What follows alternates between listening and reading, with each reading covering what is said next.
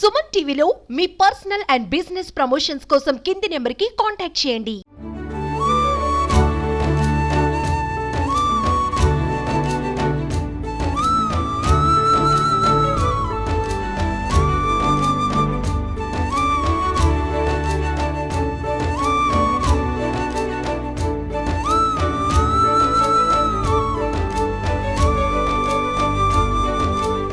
हरि ओं श्री महागणाधिपतये नमः. हरि ओं श्री दानेश्वरी नमः. श्री सरस्वती नमः. श्री उमामहेश्वर परब्रह्मणे नमः.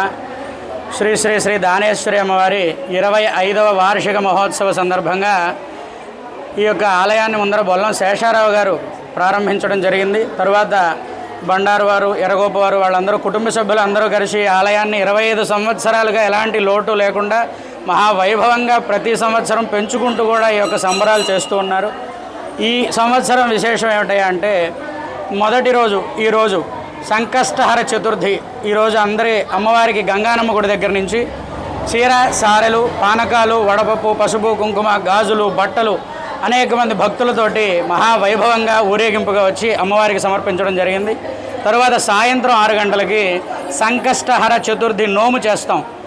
దాంతో ప్రారంభమవుతుంది. మరుసటి రోజు శనివారం ఉదయం విఘ్నేశ్వర పూజ, పుణ్యావచన, పంచగవ్యం, దీక్షలు, అదేవిధంగా మధ్యాహ్నం అగ్ని ప్రతిష్టాపన, ధ్వజారోహణ, అంకురారోపణ కార్యక్రమాలు జరుగుతాయి. అదే మరుసటి రోజు ఆదివారం ఉదయం 108 కలశాలతో పవిత్ర జలంతో అమ్మవారికి అభిషేకం చేస్తాం. తరువాత సామూహికంగా సుమంగళులందరి చేత కుంకుమార్చనలు నిర్వహిస్తాం.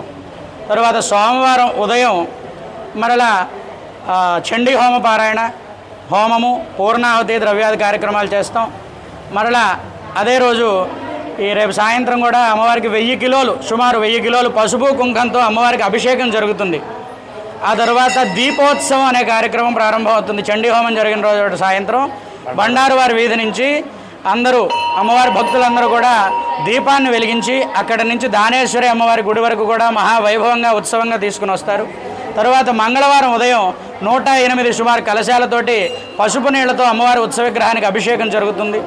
తరువాత మధ్యాహ్నం 2:40 అమ్మవారి గ్రామోత్సవం సంబరం ప్రారంభమవుతుంది. ఇదే విధంగా సంవత్సరానికి ఒక మాదిరిగా అలా పెంచుకుంటూ మహావైభవంగా చేసుకుంటూ ఉన్నారు. కాబట్టి భక్తులందరూ కూడా వచ్చి అమ్మవారిని దర్శించి వారి యొక్క అనుగ్రహానికి పాత్రలు కావాల్సిందిగా విజ్ఞప్తి. శుభం భూయాత్. వచ్చిన భక్తులందరికీ కూడా ఇక్కడ ఆలయం వారు భోజనం ఏర్పాటు చేస్తున్నారు. ప్రతిరోజు కూడా అయిపోయిన తర్వాత కాకుండా ప్రతిరోజు ఉత్సవం ప్రారంభమైన దగ్గర నుంచి సంబరం వరకు ప్రతిరోజు భోజనం అనేది అందరి భక్తులకు ఏర్పాటు చేస్తున్నారు. అందరూ వచ్చి అమ్మవారి ప్రసాదాన్ని స్వీకరించి తరించవలసిందిగా విజ్ఞప్తి. కార్యక్రమం నీటిపై భక్తులందరూ ఇచ్చేసి అమ్మవారి తీర్థప్రసాదం సేకరించి అమ్మవారి కృప పాత్రలను కోరుచున్నాం.